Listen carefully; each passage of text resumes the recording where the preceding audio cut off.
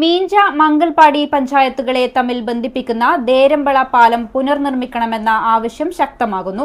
4 വർഷം മുൻപ് തകർന്ന പാലത്തിന് പകരം നാട്ടുകാർ നിർമ്മിച്ച താൽക്കാലിക നടപ്പാലത്തിലൂടെയാണ് നിലവിൽ പ്രദേശവാസികൾ യാത്ര ചെയ്യുന്നത്. കഴിഞ്ഞ ദിവസം ഈ പാലത്തിൽ നിന്ന് വീണ് യുവതി അപകടത്തിൽപ്പെട്ടിരുന്നു.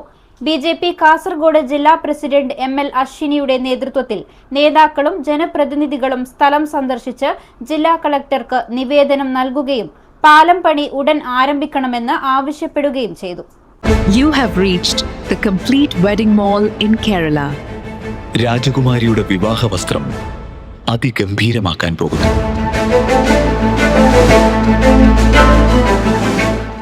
മീഞ്ച മംഗൽപാടി പഞ്ചായത്തുകളെ ബന്ധിപ്പിക്കുന്ന പ്രധാന യാത്രാമാർഗമായ ദേരമ്പള പാലം പുനർനിർമ്മിക്കണമെന്ന ആവശ്യവുമായാണ് പ്രദേശവാസികൾ രംഗത്തെത്തിയിരിക്കുന്നത്.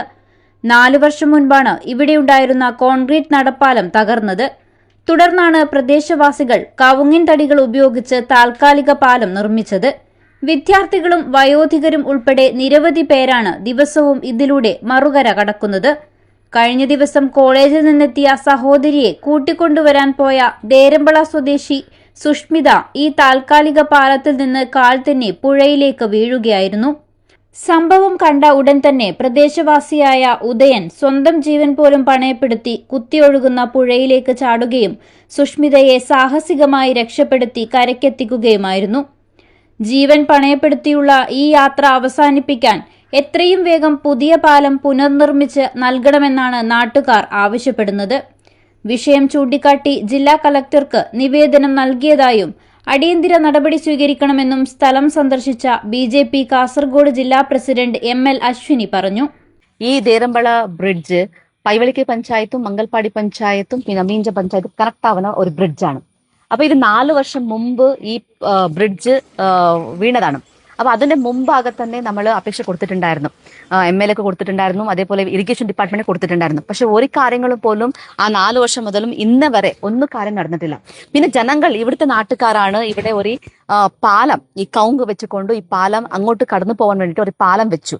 അപ്പൊ അത് എത്ര ഡേഞ്ചറസ് എന്ന് പറഞ്ഞു കഴിഞ്ഞെങ്കിൽ, ഇവിടെ നല്ല ഒരു റെയിൻഫോൾ വന്നു കഴിഞ്ഞെങ്കിൽ ഇവിടുത്തെ വെള്ളത്തിന്റെ ഹൈ അത്രക്കാണ് വോള്യൂം വരുന്നത്. MLA ഫണ്ടിലും പിന്നെ MP ഫണ്ടിലാണ് ഇത് ആക്ച്വലി വരേണ്ടത്. പക്ഷെ എന്തുകൊണ്ടാണ് ഇത്രയും വലിയ സംഭവം നടന്നിട്ടും പോലും MLA തിരിഞ്ഞു നോക്കാത്തതെന്ന് നമുക്ക് അതിശയമായിട്ട് പോകുന്നുള്ളതാണ്.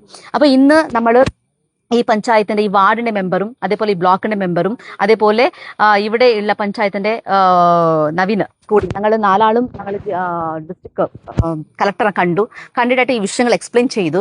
എത്രയോ പെട്ടെന്ന് ഇതൊരു ഇവിടെ ഒരു നല്ല ആയിട്ടുള്ള ബ്രിഡ്ജ് വേണമെന്ന് ആവശ്യപ്പെട്ടിട്ടുണ്ട്. അപ്പോൾ നമ്മളോട് ഡിസ്ട്രിക്ട് കളക്ടർ പറഞ്ഞിട്ടുള്ളത് ഇതിന്റെ എസ്റ്റിമേഷൻ എടുക്കുക, അപ്പൊ ഏത് ഫണ്ടിലാണ് ഈ ഒരു ബ്രിഡ്ജ് വരാൻ സാധിക്കും എന്ന് ഞാൻ നോക്കിക്കൊണ്ട് പിന്നെ കാര്യങ്ങൾ നമുക്ക് എത്ര പെട്ടെന്ന് ചെയ്തു കൊടുക്കുക എന്നാണ് ഒരു വിശ്വാസം നൽകിയിട്ടുള്ളത്. കഴിഞ്ഞ ദിവസമുണ്ടായ അപകടം അധികൃതരുടെ ഗുരുതരമായ അനാസ്ഥയുടെ ഫലമാണെന്ന് നാട്ടുകാർ ആരോപിച്ചു. നിരവധി തവണ പരാതികളും നിവേദനങ്ങളും നൽകിയിട്ടും പാലം പുനർനിർമ്മിക്കാൻ നടപടി ഉണ്ടായില്ലെന്നും പുതിയ പാലത്തിന്റെ നിർമ്മാണം അടിയന്തരമായി ആരംഭിക്കണമെന്നും പ്രദേശവാസികൾ ആവശ്യപ്പെട്ടു. News 14 live, Kasaragod.